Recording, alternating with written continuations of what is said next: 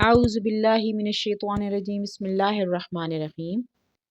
ابن مروہ میں ہے کہ رسول اللہ صلی اللہ علیہ وآلہ وسلم نے فرمایا کہ مجھ پر ایک ایسی آیت اتری ہے کہ کسی نبی پر سوائے حضرت سلیمان علیہ السلام کے ایسی آیت نہیں اتری، اور وہ آیت بسم اللہ الرحمن الرحیم ہے۔ حضرت جابر رضی اللہ تعالیٰ عنہ فرماتے ہیں کہ جب یہ آیت اتری تو بادل مشرق کی طرف چھٹ گئے، ہوائیں ساکن ہو گئیں، سمندر ٹھہر گیا، جانوروں نے کان لگائے، شیاطین پر آسمان سے شعلے گرے۔ پروردگار عالم نے اپنی عزت جلال کی قسم کھا کر فرمایا کہ جس چیز پر میرا یہ نام لیا جائے گا اس میں ضرور برکت ہوگی۔ حضرت ابن مسعود رضی اللہ تعالیٰ عنہ فرماتے ہیں کہ جہنم کے 19 داروغوں سے جو بچنا چاہتا ہے وہ بسم اللہ الرحمن الرحیم پڑھے۔ اس کے بھی 19 حروف ہیں، ہر حرف ہر فرشتہ بن جائے گا۔ اسے ابن عطیہ نے بیان کیا ہے اور اس کی تائید ایک حدیث سے بھی ہوئی ہے جس میں ہے کہ 30 سے اوپر فرشتوں کو دیکھا، وہ جلدی جلدی کر رہے تھے۔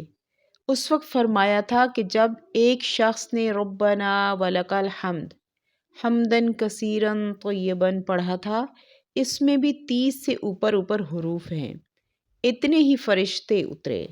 اسی طرح بسم اللہ الرحمن الرحیم میں بھی 19 حروف ہیں اور وہاں فرشتوں کی تعداد بھی 19 ہے۔ مسند احمد میں ہے کہ حضرت صلی اللہ علیہ وآلہ وسلم کی سواری پر آپ کے پیچھے جو صحابی سوار تھے بیان ہوا ہے کہ حضور اکرم صلی اللہ علیہ وآلہ وسلم کی اونٹنی ذرا پھسلی تو میں نے کہا کہ شیطان کا دخل ہوا ہے۔ آپ صلی اللہ علیہ وسلم نے فرمایا کہ یہ نہ کہو، اس سے شیطان پھولتا ہے اور خیال کرتا ہے کہ گویا اسے گرایا جائے گا۔ بسم اللہ کہنے سے وہ اسی طرح ذلیل و پست ہو جاتا ہے۔ ایک حدیث میں ہے کہ جس کام کو بسم اللہ الرحمن الرحیم پڑھ کر نہ شروع کیا جائے تو وہ برکت سے خالی ہوتا ہے۔ اب میں آپ کے سامنے حضرت بلال حبشی کا اسلام لانے کا واقعہ اور ان پر کیا کیا مصائب ہوئی ہیں ان کے بارے میں تھوڑی سی روشنی ڈالوں گی۔ حضرت بلال حبشی مشہور صحابی ہیں جو مسجد نبوی کے ہمیشہ مؤذن رہے۔ شروع میں ایک کافر کے غلام تھے، اسلام لے آئے جس کی وجہ سے انہیں طرح طرح کی تکلیفیں دیے جانے لگیں۔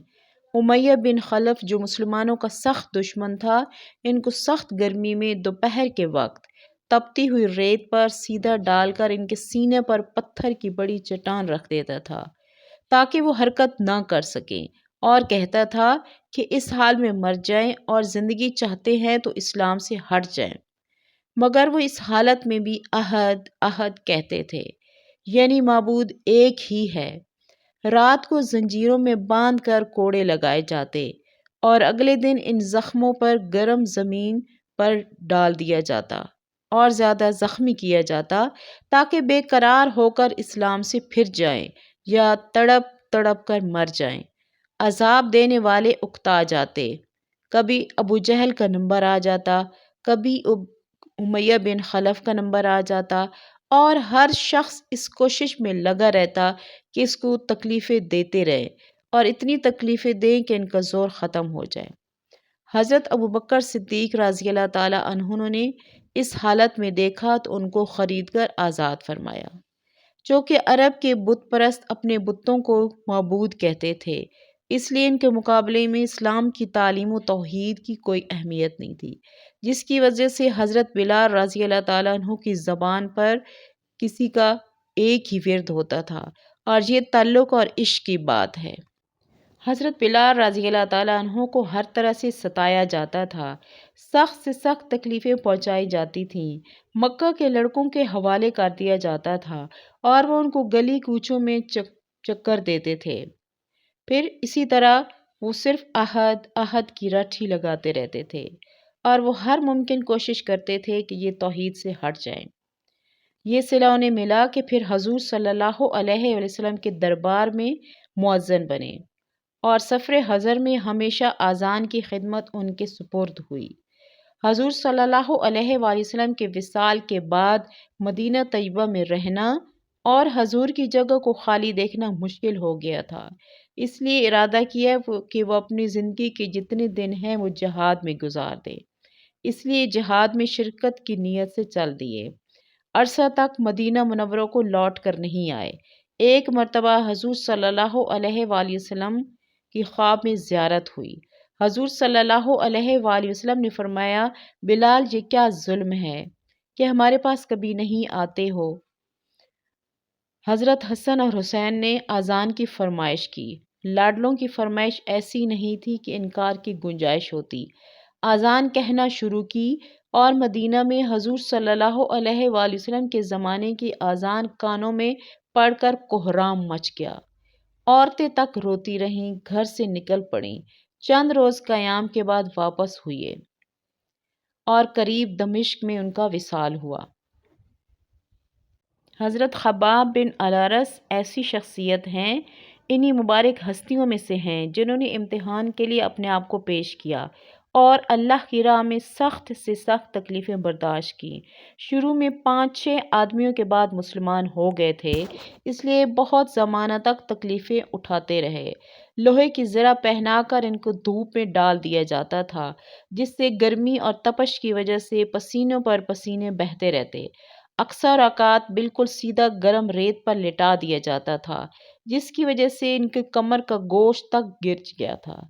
یہ ایک عورت کے غلام تھے، اس کو خبر پہنچی کہ حضور اقدس صلی اللہ علیہ وسلم سے ملتے ہیں، تو اس کی سزا میں لوہے کو گرم کر کے ان کے سر کو اس سے داغ دیتی تھی۔ حضرت عمر نے ایک مرتبہ عرصہ کے بعد اپنے زمانہ خلافت میں حضرت خباب سے ان کی تکالیف کی تفصیل پوچھی جو ان کو پہنچائی گئی تھی، تو انہوں نے عرض کیا کہ میری کمر دیکھیں۔ حضرت عمر رضی اللہ تعالیٰ عنہ نے دیکھ کر فرمایا کہ ایسی کمر کسی کو دیکھی نہیں، کسی کی بھی نہیں دیکھی۔ انہوں نے عرض کیا کہ مجھے آگ کے انگاروں پر ڈال کر گھسیٹا گیا، میری کمر کی چربی اور خون سے آگ بجھی۔ ان حالات کے باوجود جب اسلام کی ترقی ہوئی اور فتوحات کا دروازہ کھلا تو اس پر رویا کرتا تھا کہ خدا نخواستہ ہماری تکالیف کا بدلہ کہیں دنیا میں تو نہیں مل جاتا۔ حضرت خباب کہتے ہیں کہ ایک مرتبہ حضور اقدس صلی اللہ علیہ وآلہ وسلم نے خلاف عادت بہت ہی لمبی نماز پڑھی۔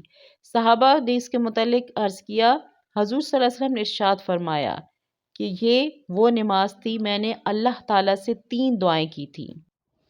حضور صلی اللہ علیہ وسلم نے ارشاد فرمایا کہ میں نے اللہ تعالیٰ سے 3 دعائیں کی تھیں، ان میں سے 2 قبول ہوئیں اور ایک کو انکار فرما دیا۔ میں نے دعا کی کہ میری ساری امت قحط سے ہلاک نہ ہو جائے، یہ دعا قبول ہو گئی۔ دوسری یہ دعا کی تھی ان پر کوئی ایسا دشمن مسلط نہ ہو جو ان کو بالکل مٹا دے، میری یہ دعا بھی قبول ہو گئی۔ تیسری دعا یہ کی کہ ان کے آپس میں لڑائی جھگڑے نہ ہوں، یہ بات منظور نہیں ہوئی۔ حضرت خباب کا 37 ہجری میں انتقال ہوا اور وہ سب سے پہلے صحابی یہیں دفن ہیں۔ ان کے انتقال کے بعد حضرت علی کرم اللہ وجہہ کا گزر ان کی قبر پر ہوا تو ارشاد فرمایا کہ اللہ خباب پر رحم فرمائے، میں اپنی رغبت سے مسلمان ہوا اور خوشی سے ہجرت کی اور جہاد میں زندگی گزاری اور مصیبتیں برداشت کی۔ مبارک ہے وہ شخص جو قیامت کو یاد رکھے اور حساب کتاب کی تیاری کرے اور گزارے کے قابل مال پر قناعت کرے اور اپنے رب کو راضی کر لے۔ تو محترم ناظرین، امید کرتی ہوں کہ آج کی ویڈیو آپ کو پسند آئی ہوگی۔ ویڈیو پسند آئی ہے تو لائک کریں، شیئر کریں، چینل کو سبسکرائب کریں۔ اللہ آپ کا حامی و ناصر ہو، آمین۔